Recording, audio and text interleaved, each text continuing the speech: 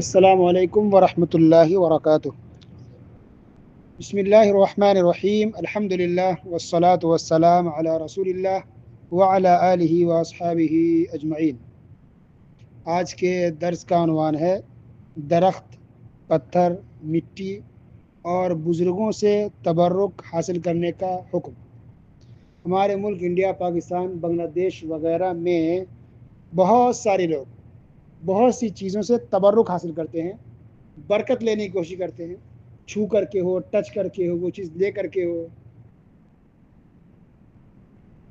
تو کچھ تو درختوں سے، پیڑ پودوں سے تبرک لینے کی کوشش کرتے ہیں، یا اس پیڑ کو بابرکت سمجھ کے اس سے تبرک لینے کی، حاصل کرنے کی، چھو کر کے وہاں بیٹھ کر کے حاصل کرنے کی کوشش کرتے ہیں۔ کچھ لوگ پتھروں سے تبرک حاصل کرنے کی کوشش کرتے ہیں، حتیٰ کہ کچھ لوگ جو عمرہ اور حج کرنے آتے ہیں تو مسجد نبی کے جو دیواریں ہیں، پتھر ٹائلس لگے ہوئے، اس کو چھو کر تبرک حاصل کرتے ہیں۔ بھائی وہ تو مدینہ منورہ مقدس مسجد نبی کی فضیلت ہے، لیکن وہ جو دیوار بنی، جو پتھر لگے، تو باہر ملکوں سے آیا ہوا ہے، اس پتھر کی تو کوئی قیمت نہیں ہے، باہر ملکوں سے لا کر کے اس میں لگایا گیا۔ لیکن جہالت کی بنا، کیونکہ ان کے اپنے ملکوں میں سب ہوتا ہے، پتھر کو چومنا، چھونا، تبرک حاصل کرنا، دیواروں میں لگ کر کے، درگاہوں مزاروں کو چم کر کے تبرک حاصل کرنے کی عادت پڑ گئی ہے۔ تو مکہ مدینہ میں آ کر کے بھی وہی کام کرتے ہیں، استغفر اللہ۔ اس لیے میں نے مناسب سمجھا کہ اس ٹاپک پر بات ہونی چاہیے، کیا غلط کیا صحیح ہے۔ کچھ لوگ کربلا پہنچ جاتے ہیں، کربلا کی مٹی لے کر کے آتے ہیں، وہاں سے تبرک حاصل کرتے ہیں، کربلا کی مٹی۔ کچھ لوگ مدینہ کی مٹی لے جاتے ہیں، کچھ لوگ جنت البقیع جو قبرستان ہے وہاں کی مٹی اٹھا کے لے کر کے لے جاتے ہیں۔ کچھ لوگ جو کبوتر مدینے میں کھا کے دانہ چھوڑتا ہے، اس دانہ کو اٹھا کے لے جاتے ہیں تبرک سمجھ کے کہ مدینہ کی کبوتر نے کھایا ہے۔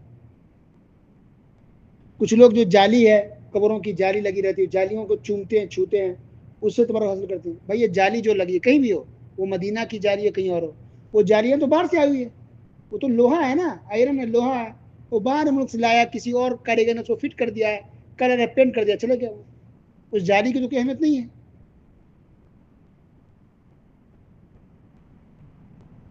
تو یہ سب چیزیں غلط ہے، صحیح نہیں ہے۔ کسی بھی پیڑ پودے، پتھر یا در و دیوار، یا مسجد کی دیوار کیوں نہ ہو، اس کو چھونا، چومنا، اس کو ٹچ کرنا، اس سے تبرک حاصل کرنا، یہ سب بالکل غلط طریقہ ہے، یہ سب صحیح نہیں ہے۔ دنیا میں صرف ایک ہی پتھر ہے جس کا چومنا اور چھونا سنت ہے۔ دنیا میں صرف ایک، پورے ورلڈ کے اندر صرف ایک ہی پتھر ہے جس کو چومنا بھی، بوسہ لینا، چومنا بھی سنت ہے، اور چھونا بھی، ٹچ کرنا بھی سنت ہے۔ وہ کون سا پتھر ہے؟ حجر اسود۔ حجر اسود، کالا پتھر جو خانہ کعبہ کے ایک کونے میں لگا ہوا ہے۔ صحیح بخاری کی حدیث نمبر 1597، عابس بن ربیعہ کہتے ہیں کہ عمر فاروق رضی اللہ تعالیٰ عنہ حجر اسود کے پاس آئے اور کہا کہ میں جانتا ہوں کہ تو پتھر ہے، انک حجر لا تضر ولا تنفع، تو ایک پتھر ہے، تو نہ فائدہ پہنچا سکتا ہے اور نہ ہی نقصان پہنچا سکتا ہے۔ ولولا انی رأیت النبی صلی اللہ علیہ وسلم یقبلک ما قبلتک، اگر میں نے رسول اللہ صلی اللہ علیہ وسلم کو تجھے چومتے ہوئے نہ دیکھا ہوتا تو میں تمہیں کبھی بھی نہیں چومتا، کبھی بھی بوسہ نہیں لیتا۔ تو اس سے معلوم پڑ گیا نا کہ ایک ہی پتھر ہے دنیا میں جس کا چومنا سنت ہے، لیکن یہ پتھر میں فائدہ نقصان نہیں پہنچا سکتی ہے، نہیں پہنچا سکتا یہ پتھر، لیکن یہ سنت ہے کہ اس کو چوما جائے، چھوا جائے، اس لیے اس کو چوما چھوا جاتا ہے۔ اور یہ بھی سمجھ لیجیے کہ حجر اسود سے بھی تبرک حاصل کرنا یہ صحیح نہیں ہے کہ چھو لیں گے حجر اسود کو تو کسی کو اولاد نہیں تو اولاد ہو جائے گی، کوئی بیمار ہے تو شفا بھی مل جائے گی، تو یہ سب عقیدہ رکھ کر چھو رہے ہیں اس کو تو غلط ہے۔ حجر اسود کو بھی صرف اس لیے ہم چومتے یا چھوتے ہیں کیونکہ یہ سنت ہے، اللہ کے رسول نے چوما چھوا ہے، بس اسی لیے۔ اور حجر اسود جنت کا پتھر ہے، یہ پتھر ابھی کالا ہے لیکن جب جنت سے آیا تھا بالکل سفید تھا، دودھ کی طرح، بلکہ دودھ سے بھی سفید۔ لوگوں کے، انسانوں کے گناہوں کی وجہ سے دھیرے دھیرے وہ پتھر کالا ہو گیا، یہ بات صحیح ہے، جسے ثابت ہے۔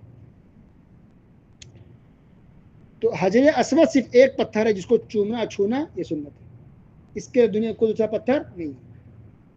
حجر اسود جس کونے پر ہے خانہ کعبہ کے، اس سے پہلے والا جو کونا ہے اس کو کہتے ہیں رکن یمانی، تو اس رکن یمانی کو بھی ٹچ کرنا، چھونا یہ سنت ہے، لیکن چومنا سنت نہیں ہے، اس کو صرف چھونا، ہاتھ سے چھو لے یہ سنت ہے۔ تو پتہ یہ چلا کہ حجر اسود سے پہلے والا جو کونا رکن یمانی اس کو صرف چھونا سنت ہے، اور جو حجر اسود ہے کالا پتھر اس کو چومنا اور چھونا سنت ہے۔